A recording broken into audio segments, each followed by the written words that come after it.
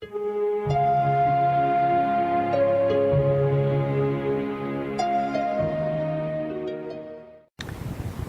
every rural town had a Grange Hall, the Grange being a farmers' club.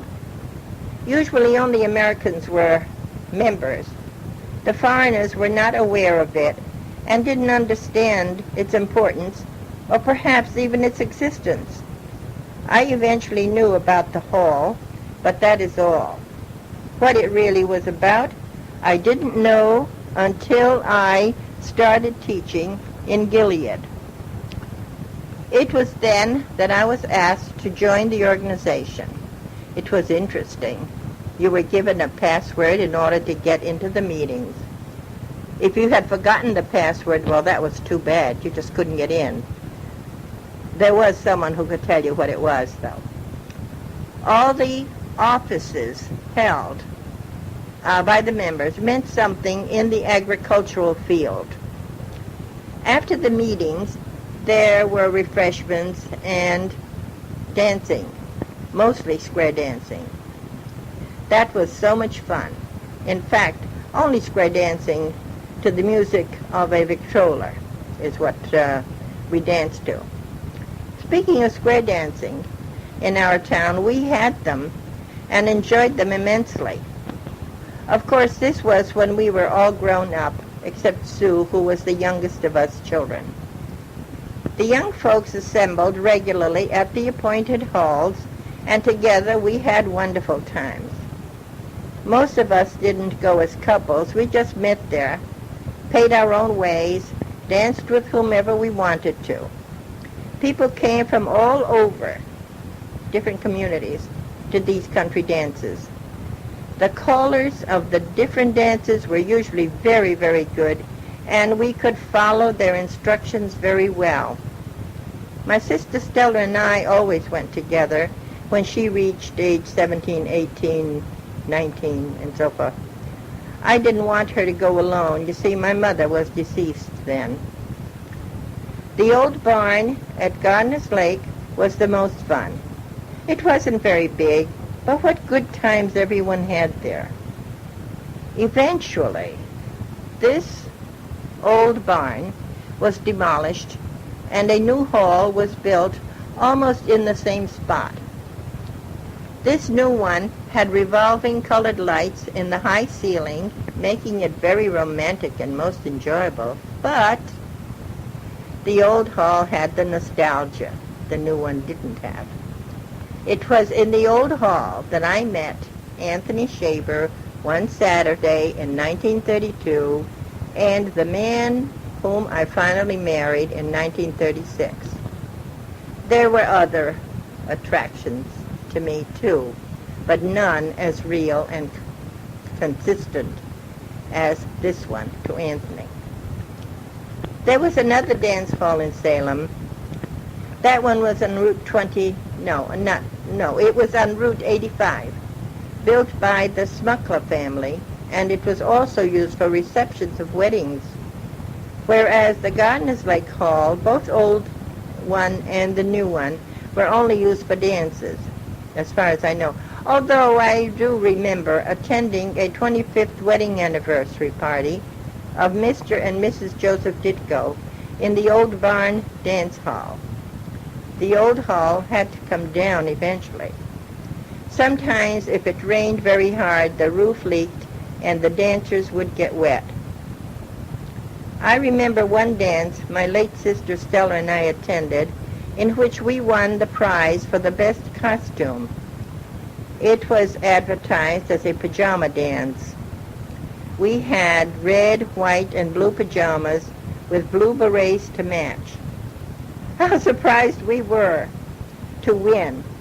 You'd probably not be able to guess what the prize was. Money. $4 big. That was a lot of money. You know why? It bought us 21 gallons of gas at 7 gallons for $1. Can you believe that? Well, it's true.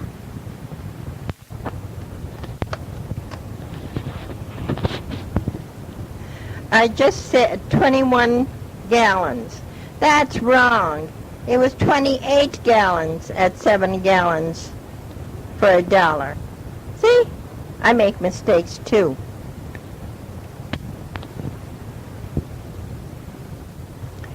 Previously, I mentioned how safe we always felt, especially when driving and having car trouble unexpectedly. Someone would always come to your rescue, especially if you were a young lady. The reason why I mention this now is because of my youngest sister Sue and my niece Lee. Sue stayed with my father on the farm weekdays while going to high school, and Lee was with me. She was very little. Some Saturday evenings when Stella and I went to the square dance, we took Sue and Lee with us. Sue was about 13 and Lee 3.5 or so. Of course we could take them, of course we could not take them and would not take them into the hall with us, so they sat in the car while we were inside.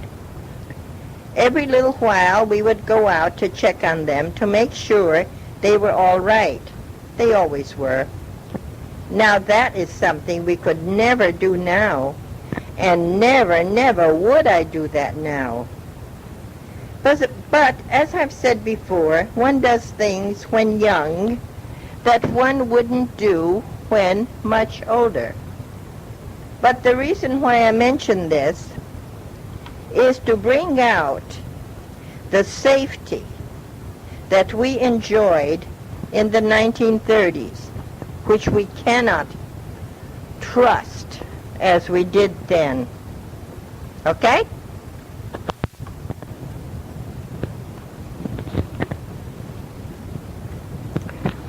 Now, Stella and I didn't make a habit of taking Sue and Lee to dances on Saturday nights and leave them in the car.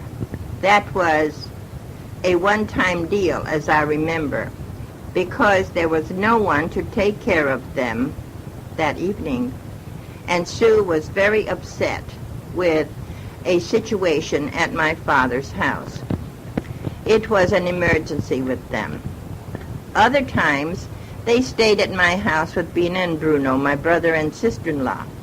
When Sue was 15 years old, she came with us to a few dances. By that time, she was old enough because I was there with her. She enjoyed the dances too, and definitely she was not exploited in any way. There was great respect for the young ladies. At least I was sure of the group of young people we hobnobbed with.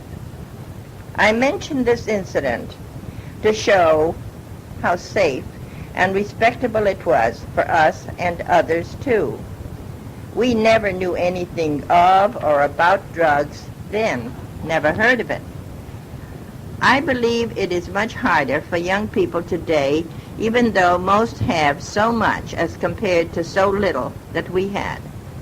But there is a great deal to be said for today's opportunities, which we did not have. We had to have 1,000% drive to make it. No one and nothing was there to push us or encourage us unless we were willing to succeed on our own rights and in our own behalf, for that matter. Now, for that matter, that feeling is the key to success always, in past times and modern times, too. That's it for now, and I'll be going on to another episode of my life a little bit later, okay?